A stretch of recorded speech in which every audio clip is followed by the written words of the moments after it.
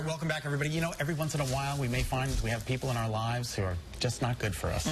They may say or do things that are really upsetting. Dr. Lori Stevic-Rust calls these kinds of people toxic. You know who they are. She's the author of the book, Put On Your Big Girl Shoes, Stepping into Courage, Resilience, and Gratitude. And she's here sharing thoughts on how best to deal with the toxic people in your life. I'm sure people at home watching, they know exactly who is in their life that's toxic. 100%. Right? You know, and probably the majority of people do know, but there are times when people can be so manipulative in your relationships that you don't see it right away. And that's part of the problem, too, that they can, you just know that being around them makes you real uncomfortable, but you can't quite put your finger on it. So there are some people that you go, oh, I know who they are. But then there are others that are a little more clever. You know, they're your friends that are not really your friends. They are your coworkers who are supportive but really not supportive. Those are the people that I think sometimes pass by our radar screen and we have to pay closer attention to. So what do we do? What do we do with them? I mean, you have to work with them. You have to live with them. You have to have Thanksgiving dinner with some of them. Right. So I think, you know, when we talk about toxic, we're talking about a whole big clump of people. It could be the people who are narcissistic, and we talked a little bit about narcissism is not just people who think, boy, am I wonderful, look how great I am, but they genuinely are incapable of seeing anything else outside of themselves. And so they are the people who take no responsibility. You know, if something goes wrong, it's really my fault. It's somebody else's fault. They love to divide people, so create the drama. They're the problem lovers, solution haters. Like, they don't want to find a solution for anything. They just want to create the problem so that ultimately then you can look at them and go, wow, like, you're smart, like, you get this, and really all they're doing is stirring the pot. So pathological narcissists are terrible leaders because they divide people. But are they often leaders? Do they find themselves in those positions? They can find themselves in leadership positions because there are still people who who are drawn to somebody who says, I know everything, I know the right way. They can be charismatic, follow me, I've got this, everybody else is stupid. Well, nobody wants to be aligned with the stupid people. You want to be aligned with the really smart people, right?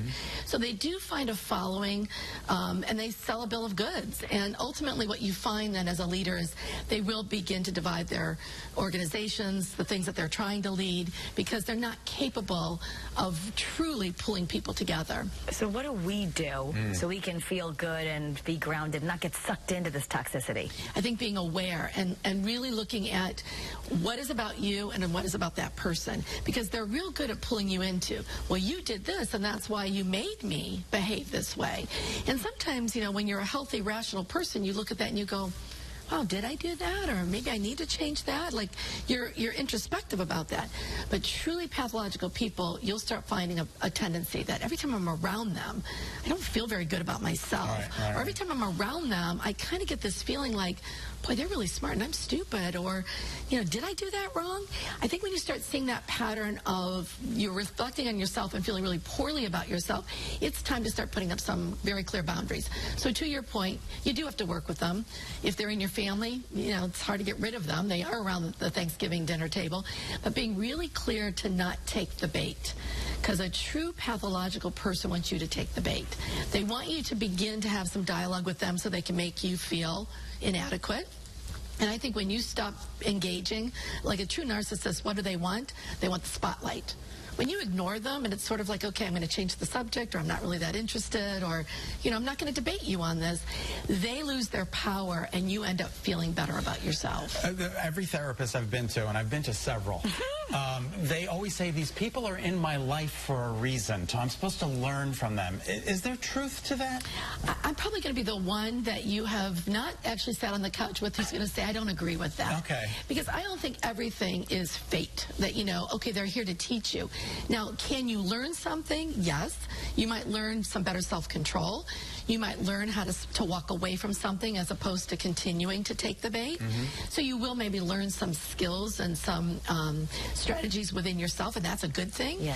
But I don't know that I would go so far as to say, well, you know, this is sort of your cross to bear, that this is sort of in your family or this is in your job environment. Because I do think we have choices. Sometimes if we're in a toxic work environment, we have to make choices to say, you know, this is not the way I want to live my life. And this is not good for me, and I'm going to make a dramatic change, perhaps, and leave a job setting or limit how much I'm having interaction with that person who's in my family or I'm in a relationship with. So I do think we have choices. So we only have a little bit of time left, but give us a quick example of, if you're not going to just walk out, what's a good boundary to put up? How can we put up boundaries? I think you can do it with your words and with your actions. The words would be, you know, you and I completely see different about this, and I'm not going to engage in that. Because, you know, say to them, oh, geez, you're never wrong, right? You're always blaming me. You never take responsibility, as if somehow that rational conversation is going to meet with a rational response. It's not. Well, it's not. So all you've done now is frustrated yourself because you're trying to change them, and you're not able to do that. So I think just not engaging in the dialogue, like we just don't see eye to eye, and I'm not going to have that conversation with you. Don't give attention to the toxic people because that's what they want. All right, you can find Dr. Lori's book, Put On Your Big Girl Shoes, Stepping into Courage, Resilience, and Gratitude at your favorite bookstore. Thank you, Dr. Lori. Always appreciate you being here. You're welcome.